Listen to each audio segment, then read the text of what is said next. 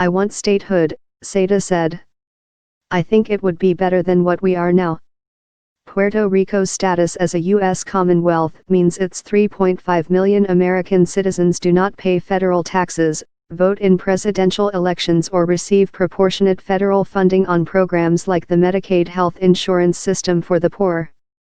For Jose Fuentes, chairman of Puerto Rico Statehood Council, a pro-statehood organization in Washington, Puerto Rico would have been in a better position to handle the blow from Hurricane Maria if it had the income and political power of a state. Becoming a state would strengthen the political standing of the island, which currently has only a single non-voting member of Congress, and increase its eligibility for federal aid, Fuentes said. Maria was the strongest storm to hit Puerto Rico in 90 years, and her devastation really bolsters the case for equal treatment for Puerto Rico, said Jake Johnston, an international research associate at the Washington think tank Center for Economic and Policy Research.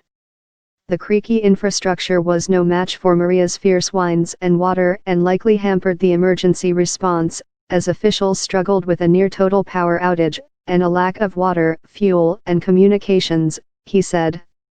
Vote in favor. Changing the statehood question has been a hotly debated topic. Puerto Ricans voted overwhelmingly in favor of statehood in June, with 97% support, although the turnout was less than a quarter of eligible voters.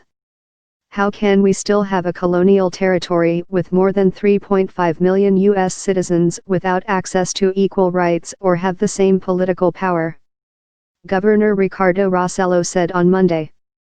Rossello, who campaigned on a push for statehood, had said in June that Congress should act on the vote.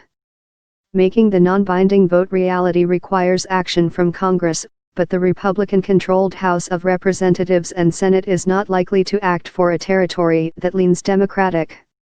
The amount of federal funds flowing in and out of the island would change dramatically. If it were a state, it would receive as much as 76% more federal funds for the four biggest U.S. programs impacted under statehood, including Medicaid and Supplemental Security Income, according to a 2014 analysis by the United States Government Accountability Office, GAO.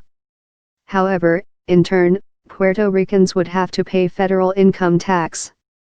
One thing that would not change with statehood is Puerto Rico's standing with the Federal Emergency Management Agency. FEMA's obligations to Puerto Rico are the same as to a state.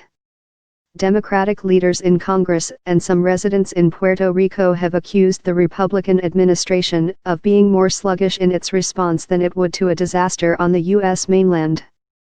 But FEMA has defended its aid effort for the island.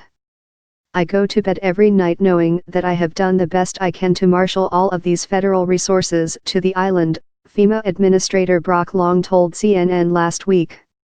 With or without statehood, FEMA said in a statement, it will be here for years to come, helping Puerto Rico not only in its response, but also its recovery.